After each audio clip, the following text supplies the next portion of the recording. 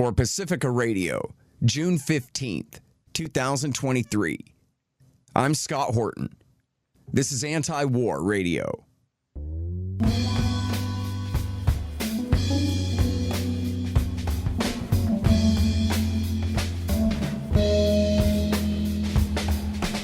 All right, y'all, it is Antiwar Radio. I'm your host, Scott Horton. I'm editorial director of Antiwar.com, and I'm the editor of the book, Hotter Than the Sun, Time to Abolish Nuclear Weapons.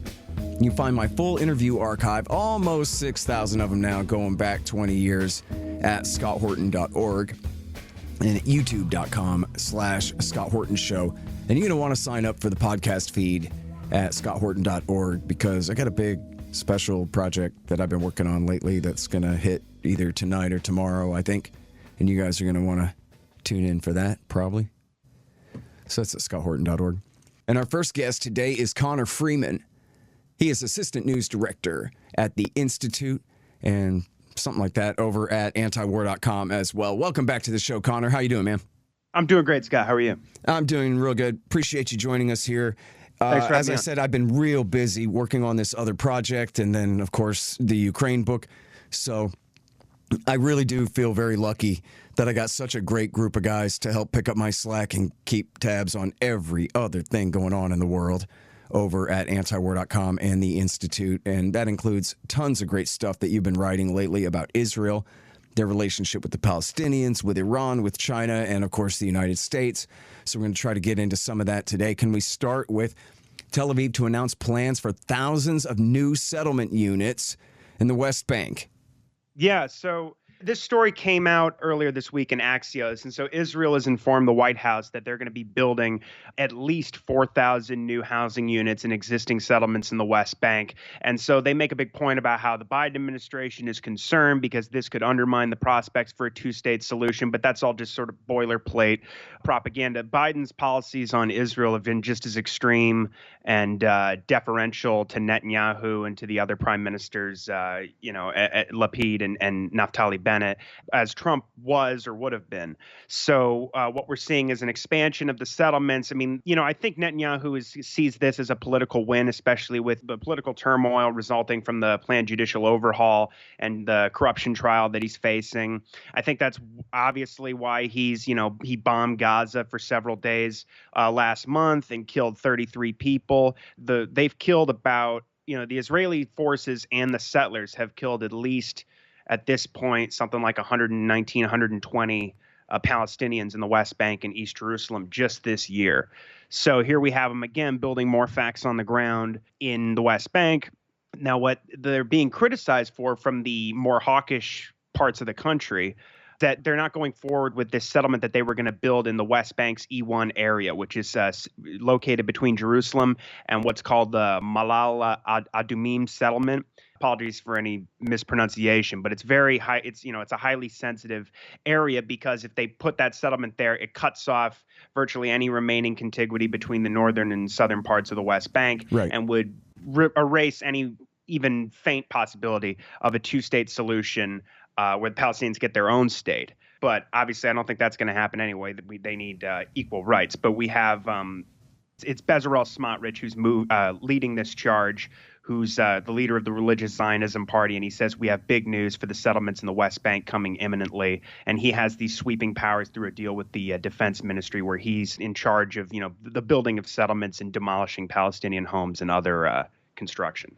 Well, I think a lot of us have been lamenting Robert Kennedy Jr.'s conflict with Roger Waters here and his repeated ridiculous statements about this issue, including on the Glenn Greenwald show the other day, and I can't keep up with them all. But now I'm thinking silver linings, Connor, that this is really going to help to bring this issue to people's attention because, of course, TV news never explains the thing. To get people to wonder, why are people complaining about Israel all the time? What's the big deal anyway? And because when you talk about Israelis and Palestinians, it sounds like you're already talking about citizens of two different countries. So people just don't understand that the Palestinians are completely conquered and occupied and ruled and have no civil rights or civil liberties under Israeli control whatsoever.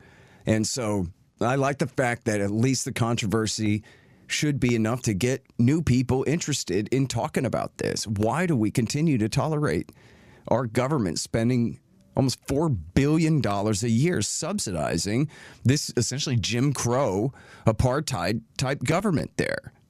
Yeah, I mean, especially the fact, I mean, I totally agree that this is a great opportunity for people to learn more, and frankly, for Robert F. Kennedy Jr. to learn more.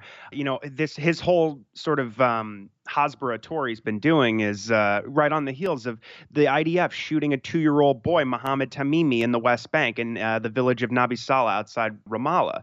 They just shot a 2-year-old boy in the head, and he died in the hospital a few days later. They shot his father in the chest, and they said, "Oh, we mistook them for Palestinian fighters." This is not an irregular occurrence. This happens every day practically. It's this year, the rate they're going, they kill at least a Palestinian every day. Yep. And well, look, one of the headlines on Antiwar.com right now is Israeli soldiers won't face prosecution for death of 80-year-old Palestinian American. Yeah.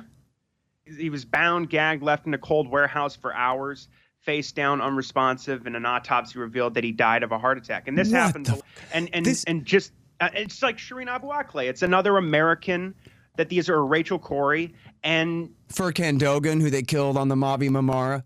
Yeah, and just the fact that, you know, it should be unacceptable for someone running as an anti-establishment candidate who's, you know, supposed to be representing the people, that they would side with the Israelis against the Palestinians, let alone against the American people here. Well, look, and Connor, on this particular case here, bound and gagged and left in a cold warehouse at night. This is how the CIA murdered Gul Rahman, notoriously in the salt pit torture dungeon in Afghanistan in the worst days of the terror war. And this is how the IDF murdered an American. And nobody cares. Nobody's going to do anything about it. Yeah, we have lawmakers in the U.S. and the State Department urging them to open an investigation. The Israeli army says, no, we're not going to. It was a grave and unfortunate event resulting from a moral failure and poor decision-making on the part of the soldiers. Hey guys, Scott here for Leo Hamill Fine Jewelers out of San Diego at jewelrystoresd.com. They do business nationwide. They sell jewelry and watches, specializing in engagement rings. You know, in case you're in love with somebody. They also specialize in one-of-a-kind vintage and antique jewelry, fully serviced pre-owned fine watches, such as Rolex, Patek, Philippe, Cartier, and any high-end brand. Leo's also services high-end watches faster and cheaper than going to a factory service center. Leo's takes all the stress out of shopping for jewelry and engagement rings, and always at the right price. They deal nationwide over the phone at 619-299-1500. That's Leo Hamill Fine Jewelers out of San Diego. Go to jewelrystoresd.com to check out their fine selection and to find out more. Hey, y'all, you should sign up for my Substack. It's scotthortonshow.substack.com. And if you do that, you'll get the interviews a day before everybody else. But not only that, they'll be free of commercials. How do you like that? Pretty good, huh? scotthortonshow.substack.com. Hey, y'all, LibertasBella.com is where you get Scott Horton Show and Libertarian Institute shirts, sweatshirts, mugs, and stickers and things, including the great Top Lobsters designs as well. See, that way it says on your shirt why you're so smart. Libertas Bella, from the same great folks who bring you ammo.com for all your ammunition needs, too. That's LibertasBella.com. You mentioned Shireen Abu Akleh there, Connor. Very briefly, tell us about that. Yeah, well, she worked for Al Jazeera for decades, and I believe she used to be called the Voice of Palestine. She was an American Christian Palestinian woman who was a journalist.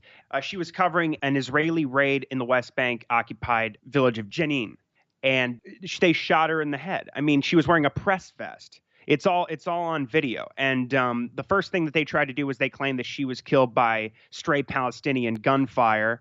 But it's been concluded now, but through multiple investigations, I believe, including by Bet Salem, that it was the Israelis that did. The Washington Post carried out their own investigation of this killing.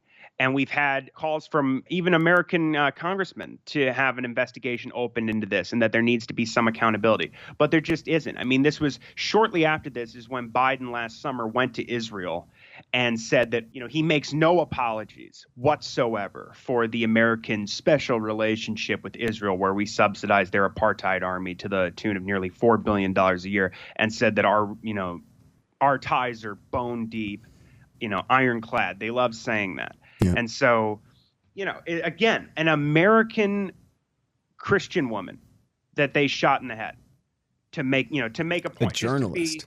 A journalist. And it's just, this is what the Israelis can get away with. Everybody goes nuts about the Saudis and Jamal Khashoggi, but it's very interesting that when it comes to Israel, it's like, you do not hear about that. They don't play it up. It's not, Shireen Abu Akleh's life doesn't matter as far as the American mainstream media, the corporate press, and our so-called representatives. All right, so Barack Obama cut this deal with Iran in 2015 that says they'll scale back their nuclear program, scale back their enrichment in exchange for sanctions relief, the JCPOA it was called, the Joint Comprehensive Plan of Action. And then at Netanyahu's behest, Donald Trump tore it up in the spring of 2018 and broke that deal. Biden came in with Blinken and Sullivan and some of the very people who made the deal in the Obama government, and instead of getting right back in the deal, they didn't. They kept all of Trump's nuclear level sanctions, basically, and hoped that they would squeeze more concessions out of Iran. So tell me, Connor, how's that working out lately? Well, not well. I mean, Biden has expanded the maximum pressure campaign and doubled down. He declared last November, I believe, at a campaign rally for the midterms. Some woman asked him, are you going to return to the JCPOA? I'm very concerned that you're going to. And he said, no, the deal is dead. He goes, it's a long story. But, honestly, what they've done is the Iranians have been building up their 60% enriched uranium for leverage. This was after the Israelis attacked and caused explosions and power outages at their Natanz nuclear facility when the indirect talks in Vienna were announced last April. And then since then, the Israelis carried out a pretty unprecedented assassination campaign, carried out several drone strikes throughout last year, and including some early this year in Iran. What's interesting is now that the Chinese have brokered this normalization deal between Saudi Arabia and Iran, this unprecedented diplomatic feat, there is this new development that's coming in where even though Netanyahu is threatening war with Iran constantly, he's training the Israeli military for a multi-front war fighting Hezbollah and Syria and Iran all at the same time. We have the head of CENTCOM participating in these exercises. They're called Firm Hand. They just concluded. He's there participating in different panels and assessments.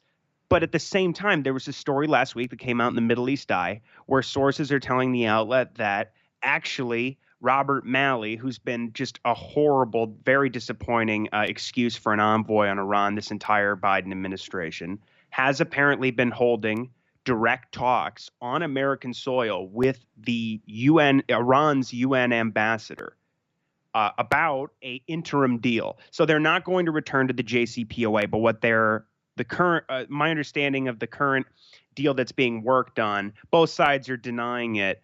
But what we're seeing in Haaretz and Middle East Eye and other outlets is that and even Netanyahu has talked about this recently with the Knesset, is that what's on the table is Iran will be able to export 1 million barrels of oil per day. And they will recover they'll regain access to about $20 billion in frozen assets in South Korea, Iraq, and the International Monetary Fund. And they will also, there's also going to be some prisoner swaps. That's another possibility that we're seeing. But on the question of the nuclear program here, the compromise the Americans are willing to agree to now is that the Iranians will stop their enrichment at 60%. Yeah, 35. Well, it was a great idea. I mean, they built up all this leverage. They weren't using it for any other purpose other than that.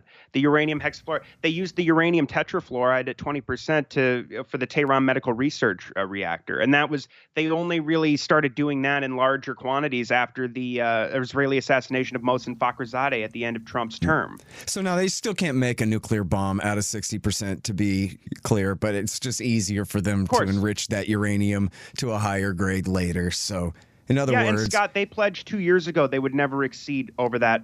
That's the pledged upper limit. They will not go beyond 60%, and they haven't. And they've had ample reasons to do so. Yeah.